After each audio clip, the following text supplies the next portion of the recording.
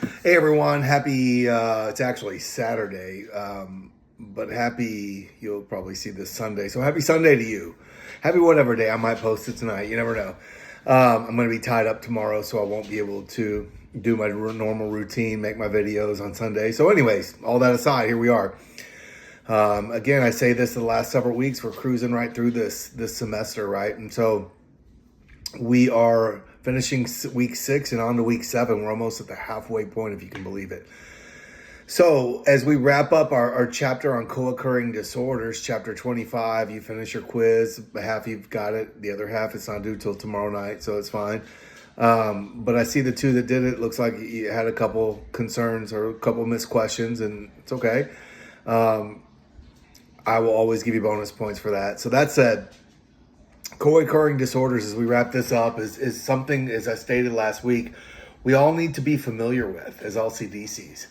It's very rare someone comes in without a co-occurring disorder. It happens. So we also need to be careful that we don't label somebody with a co-occurring disorder that doesn't really have that. Because remember, I can have anxiety or symptoms of anxiety or depression, full-on depression I can have, or I can have symptoms of depression. I can have characteristics that mimic bipolar disorder or any number of disorders and it not rise to a disorder. I mean, I don't know how many of you would ever say you've experienced symptoms of anxiety. I certainly have. I've experienced depression. Doesn't rise to a disorder for me, right? So it wouldn't be fair to label me with a substance use disorder, with a co-occurring disorder, right? So keep that in mind. But it is our responsibility to be familiar with it, right? We need to know what we're dealing with so we know who to refer to and how to work with that, right? Because sometimes if it starts out as a substance use disorder, so this is a great, let me stop right here before I go on. This is a great segue into this week 7's treatment settings. Because sometimes the primary disorders it looks like substance use disorder. They get into a treatment setting, let's say a detox setting, and most typical detoxes are 5 to 7 days. Excuse me. And then it turns out that it's just kidding. It's the primary mental health disorder that's taken the top slate, if you will, right? So that happens often. So I've worked in a treatment setting for about 8.5 years. Very familiar. I work with them regularly today. And how they operate. And so treatment settings are an interesting topic. So in most, I don't want to say most, because there's a lot of standalone detox units that all they do, or facilities that all they do is detox. Then you have places that started out as detox units or facilities that are now trying to expand into residential and outpatient. And we'll talk about that out in private if you'd like and how that looks. Then you have full-on treatment centers, right, which are detox, residential, outpatient, PHP, partial hospitalization. I'll tell you that order here in a second. Then you got just outpatient programs that don't have a residential attached. So there's lots of options there, right? And every client's different where they need. The criteria is very different to get into all of these. But typically, let's say whether someone's drinking or using drugs to excess and, you've determined they have a substance use disorder and that treatment might be the appropriate route to go, then you have to look at what is your criteria in looking for a treatment center. It's important to know your facilities and their philosophies and why they do what they do and how they do what they do. Clinical staff, like that comes and goes. And I would meet every clinical staff I could, but they come and go, and that's the reality. You still, just because one clinician you like leaves a facility doesn't mean the facility's not good, because the facility ideals and philosophies don't leave with that clinician necessarily, you know what I mean? So it's important you get to know these folks. Get to know your business development reps. Those are phenomenal resources. They will come to you. They will bring you lunch. They will take you to lunch, whatever you need to get time with you to share about their program. And why that's important is because I want to encourage you to all tour the facilities, get to know them. Look, I know we're all busy. right? I know we all have life stuff, school, work, all the things. I get it. I have all the things too, right? All the things plus 4 dogs, right? So I get it. We're all busy. But at the end of the day, it's our responsibility to know where we're sending people or where we're asking people to go. I can have a much better conversation with a client about a treatment setting if I know how they operate, if I've been there, if I've laid eyes on it, I've walked the grounds. I can explain that to them. I can explain their philosophies much differently if I know about the center. So reach out to your business development people. They'll be more than happy to meet with you. I know because I was one. For the last 2 years of working at treatment, I was a business development rep. Now, you would ask me that when I was in college, I would have said, "There's not a chance. I don't even know what a marketer is. I'm not. That's not me. I'm a counselor. That's what I want to do." But through the process of working at the center, that opportunity opened up. And although I was hesitant at first, the reality is it came with a giant raise, which I needed, but it also was a springboard for my private practice. It allowed me to get out and meet members of the community I may never have met. And I got that through treatment settings. And many of my colleagues in private practice, we all had some form or tenure at this center. That we worked at a place called The Park when it was Memorial Hermann many years ago, right? And there's many of us that from that group that are in private practice or working in a practice or, whatever the case may be. So, I'm going to ask you this week to really consider your thoughts on treatment as you read about treatment settings. Some treatment centers are what we would call, I hate to use the term mom and pop, but mom and pop settings. They're privately owned, they're family owned. And those, just like everywhere, it has its positives and its advantages and its disadvantages.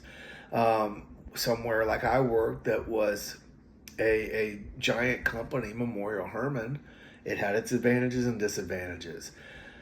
You got it now. The park is owned by Discovery Behavioral Health that has places all over the country. So, there's lots of, I've toured places where there's literally one owner. Other places, you get to know whether they take insurance, do they not take insurance. So again, you just get to know their philosophies, but you get to know the processes. Like some of these bigger ones, they have business offices. We had a business office. We never dealt with any finance as a counselor. Other places, the counselors are tasked with having that conversation about finance. And, I never cared for that. But as someone in private practice in the business of helping today, I have to have those conversations. But that's another conversation for us to have later. Right now in the treatment setting, it typically goes detox, residential, PHP, which is partial hospitalization. That is a day program. So let me back way up. Detox is a medically supervised detoxification, generally 5 to 7 days. It can be shorter, it can be longer. That's up to the medical staff. Residential is where you think of rehab, right? You stay for the 30, 45, 60, 90 days, whatever that is. Every program is very different. And you live there. Then PHP, some have it, some don't, is a partial hospitalization program. That is a day program, right? That is where you go Monday through Friday in most cases, like 8 to 5. And then you have outpatient, IOP, intensive outpatient. That is usually 3 hours a day, either 3 to 4 days a week, depending on the place. And then some places have an SOP, a supportive outpatient, which can be 1 to 2 days a week, couple hours. So the idea is that you're bubbled up and you're medically supervised in detox. You're bubbled up in residential. You're I don't want to say let out, but you're stepped down is how they like to say it, to a lower level of care, meaning you have more freedoms to process, and you still get to come back here and process things. And then IOP being the least level of care, well, supportive outpatient being the least level, but IOP in there sometimes people go directly to outpatient. Now, I'm sure you've all heard stories. If not, you will. I don't want to go to treatment. So-and-so went to treatment 15 times. It didn't work. Well, then let's go 16 is my opinion. I'm very pro-treatment, and here's why. I believe that, look, treatment's not for everybody, just like anything else. I'll say that.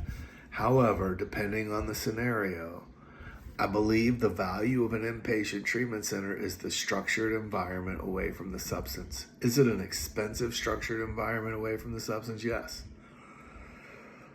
But it's different than, me taking Junior to the woods and hanging out in the cabin for 7 days. That's not the same thing, right? That's not a structured environment.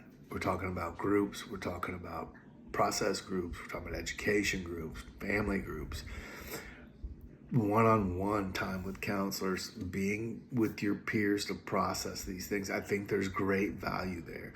And look, there's no one treatment that's right for everybody, just like any of these support groups, right? Any of these mutual aid groups. I'm going to do better with the language with mutual aid. I like that. I'm glad I revisited that last week or the week before.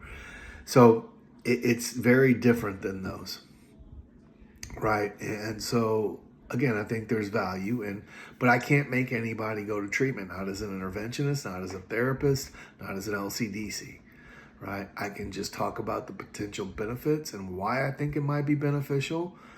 And let them talk about the benefits themselves. Why do they think it might be beneficial? Why do you think it might have some pitfalls to it? What are the setbacks there? Let them make that decision. So again, I think there's great value in it. So I'm going to ask you as a bonus question this week to make up those quiz grades up to 10 points. I don't want a paper. I don't want a DB even, right? But I do want something. I want more than a sentence or two, right? So you figure it out from there. I want to be able to follow your thought. And I want to be able to understand why you do or do not believe there's value in treatment. When I say treatment, I mean a residential treatment, an inpatient treatment.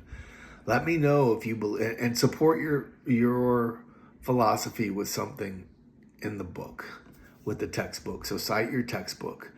But give me something whether you believe there's value in treatment or don't. That's something. If you remember, I challenged you at the beginning of the semester to really be considering throughout this work, what kind of counselor do you want to be? This is part of that, right? What do I believe and why?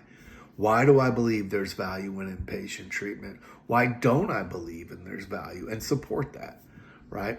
And so that's all. So that'll give you up to 10 points. Just email that to me. I'll give you till Wednesday to do that. So you do that before Wednesday, you'll get up to 10 points on that quiz. That said, guys, next week is your Smart Recovery meeting. So I hope you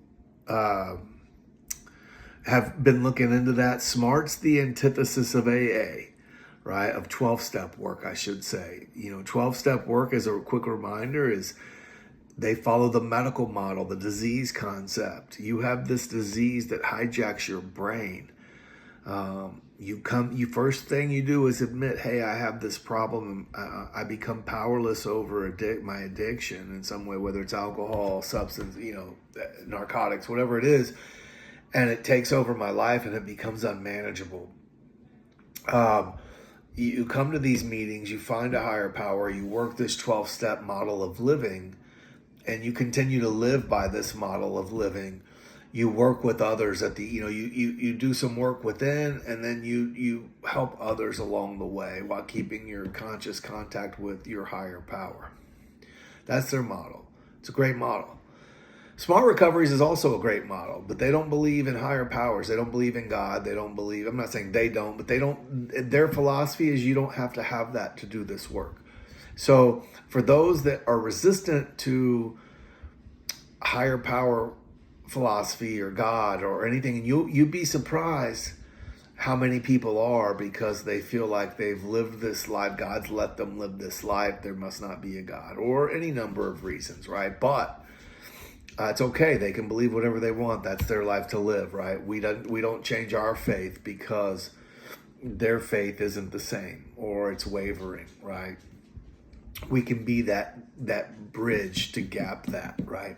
Because I'll tell you, I wasn't much of a believer when I got sober 20 years ago. It wasn't until through that process that when I finally got sober this last time for 16 years ago, that you can do the math there. There's about 4 years in there that was hit touch and go, we'll say, right? But that created my faith.